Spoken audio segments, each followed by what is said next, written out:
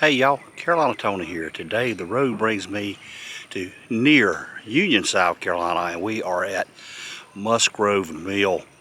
This is the site of a Revolutionary War battle, and there is a Revolutionary War encampment here today, and we are going to take a look around and just see what that encompasses, and we'll get started right after this station identification.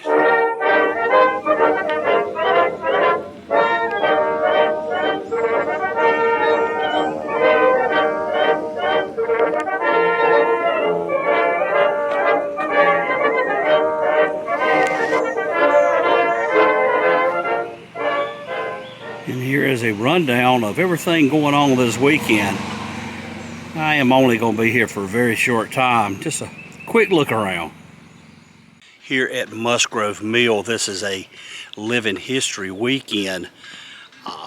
A Revolutionary battle actually took place here in the 1700s.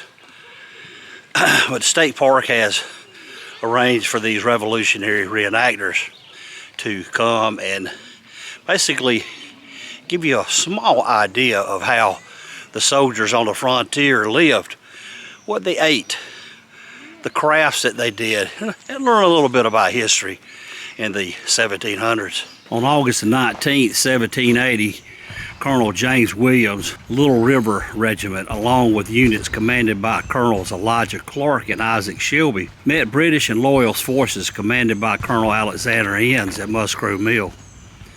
The American Patriots were greatly outnumbered but defeated the Loyalists decisively by strategy and maneuver. 60 British troops and Loyalists were killed with 70 captured. This area with the grass encompassed by the split rail fence. A pile of bricks there is all that remains of the original Musgrove Mill house. Here's a reproduction.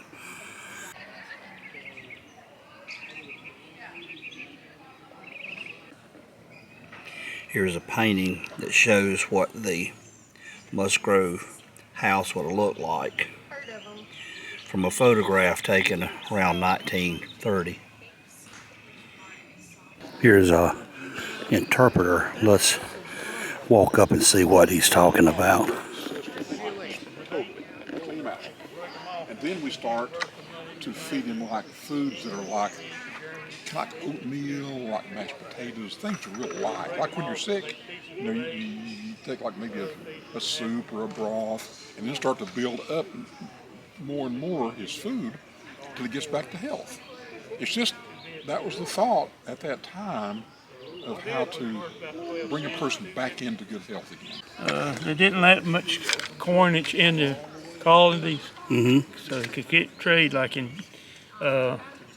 Virginia, they use tobacco for currency. Right. And in backcountry here, you use skins. That's where you get calling $1 a buck, buckskin. If you took your corn down here to the mill to get it done, paid him part of the corn, part of the mill that he ground up. Different other thing. In England, the top thing was the gold guinea, but known as the rich here. Anybody around here would have to be maybe one of the royal governors or somebody like that. Here you got a little equivalent to our dollar, be a crown. There's a half a crown. There's a shilling, and this is the sixpence, be about 60 cents. Then you had copper. This is what poor people might find people around here with copper. These are different half pennies, and this is a farthing. So you would find some of that. Now during the war, some of the Continental Congress authorized, they made some coins, but they didn't have the skill to do that. They issued paper money. Now this Middle 1700s, it was not well finished, but functional. Well, you don't want to waste your time to make it pretty. You needed it to work. Yeah, that's what I tell people sometimes.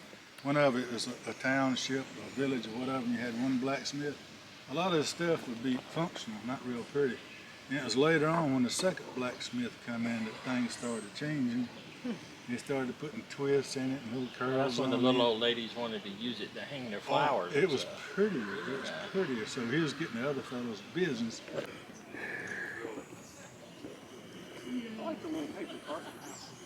Okay. He had put together enough cartridge boxes where everybody had a wooden musket and a cartridge box. Uh-huh. Wait, I switched with the first person in front of you. You can, just make sure you keep your hand open, okay? Yes, sir. Yeah. Normally we do 3rd Continental Light Dragoons. Oh, wow. So they will last. That's on the paper, the longer it's going to take to dry. All right, and then here's the next one. No physicians. They stayed in the coastal towns where the money was. So in the back country, you usually had women, and they called them domestics, and they would use a combination of what was current practice in medicine at the time, plus a lot of what today you would call herbal or homeopathic things. A lot of it learned from the natives. But so what she has here is a kit with, you know, some modern things and. I know what you're thinking. 1.3 miles, Battlefield Trail. Carolina Tony, why don't you hike it? No, not this day. But I will hike a little bit to the waterfalls.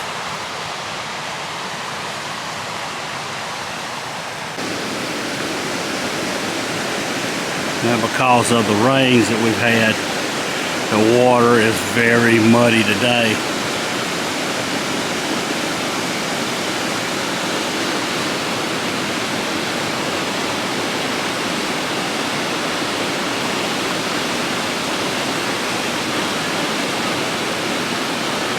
Some folks sunbathing out on the rocks. Well, that is going to be a wrap for our trip to the Revolutionary War living history at Musgrove Mill, South Carolina State Park. I hope you've enjoyed this video. If you did, be sure to give me a big old thumbs up. Be sure to share this video with your family and friends. But until next time, y'all have a good day.